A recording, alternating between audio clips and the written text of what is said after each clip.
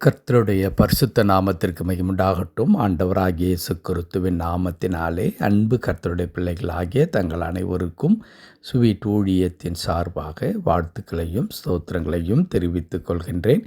மத்தேயு எழுதின நற்செய்தி நூல் 21ஆம் அதிகாரம் 22வது வசனம். மத்தேயு 21 வசனம் 22. நீங்கள் விசுவாசமுள்ளவர்களாய் ஜெபத்திலே எவைகளை கேட்பீர்களோ அவைகளையெல்லாம் பெறுவீர்கள் என்றார். நீங்கள் விசுவாசமுள்ளவர்களாய் ஜெபத்திலே எவைகளை கேட்பீர்களோ அவைகளையெல்லாம் பெறுவீர்கள் என்றார். என் அன்பு கடவுளுடைய பிள்ளைகளே, நாம் செபிக்க வரும்பொழுது அடிப்படையாக நமக்கு இருக்க வேண்டிய ஒன்று என்ன? விசுவாசம். விசுவாசம் என்பது என்ன?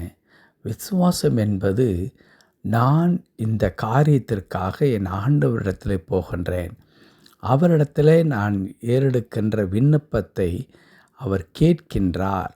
கேட்கின்ற அந்த ஆண்டவர் என்னுடைய விண்ணப்பத்தை ஒரு நாளும் அவர் அலட்சியப்படுத்தாமல் என்னுடைய உணர்வுகளை, என்னுடைய வாஞ்சையை, என்னுடைய நிலைமையை புரிந்து கொண்டு எனக்கு உதவி செய்கிறவராய் இருக்கிறார்.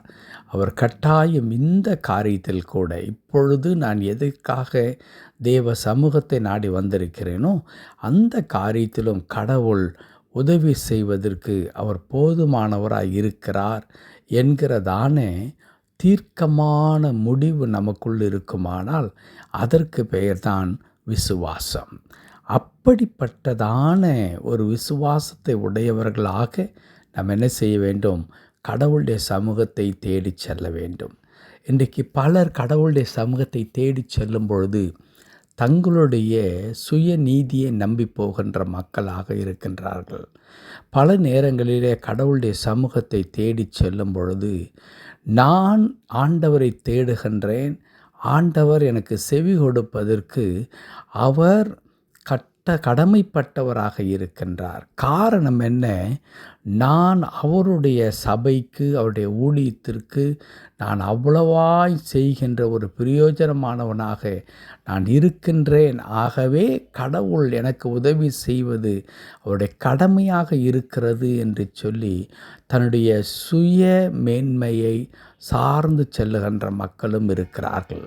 ஆனால் என் அன்பு கடவுளுடைய பிள்ளைகளே, நாம் ஜெபத்தில் செல்லும் பொழுது இப்படிப்பட்டவைகளை நம்பி அல்ல, மாறாக முழுவதும்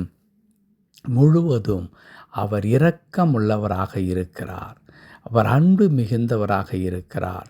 நான் தேடி செல்லுகின்ற என் ஆண்டவர் என்னை காண்கிற கடவுளாக இருந்து எனக்கு இருக்கிற வேதனைகளை புரிந்து கொண்டு அவர் கட்டாயம் எனக்கு உதவி செய்வார்.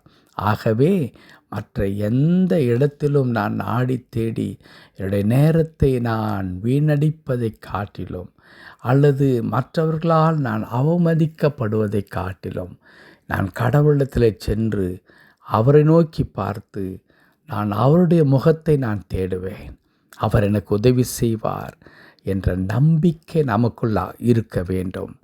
அப்படிப்பட்டதான நம்பிக்கை இருக்குமானால் கர்த்தருடைய வார்த்தை விதமாய் சொல்ல நாம் வாசித்தோம் அல்லவா?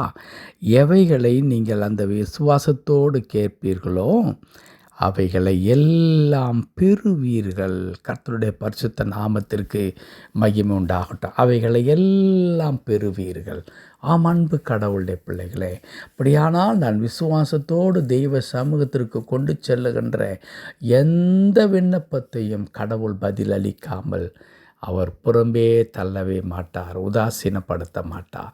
என் அன்பு கர்த்தருடைய பிள்ளைகளே, நீங்கள் செபிக்கிற காரியத்தை கடவுள் அறிந்திருக்கிறார். உடைய ஜெபத்தை கடவுள் கேட்கிறார். உடைய உள்ளமெல்லாம் உடைந்து நொறுங்கி இருக்கிறதை கடவுள் பார்த்து கொண்டிருக்கிறார். அந்த ஆண்டவர் சொல்லுகிறது என்ன? நீங்கள் கேட்கிற எல்லாவற்றையும் பெற்றுக்கொள்வீர்கள். அப்படியானால் செபிக்க போகும்பொழுது அன்பு கடவுளுடைய பிள்ளைகளே, நான் செபிக்கின்றேன், கடவுள் எனக்கு கொடுத்து விட்டார் என்ற அந்த எண்ணத்தோடு கூட செல்லுங்கள். நிச்சயமாய் கடவுள் ஜெபத்தை கேட்டு பலன் கொடுத்து நீங்கள் பதறுகின்ற பயப்படுகின்ற காரியங்கள் எல்லாவற்றையும் மாற்றி போட்டு உடைய எல்லா பிரயாசங்களையும் பொறுப்பெடுத்துக் கொள்வார். கர்த்தர் தாமே இந்த வார்த்தையின்படியே நம்மை ஆசீர்வதித்து நம்முடைய ஜெபங்கள் அனைத்தையும் கேட்டு நமக்கு வேண்டிய எல்லா கிருபைகளையும் நன்மைகளையும் தந்து வழி நடத்துவாராக. ஆமென், ஆமென்.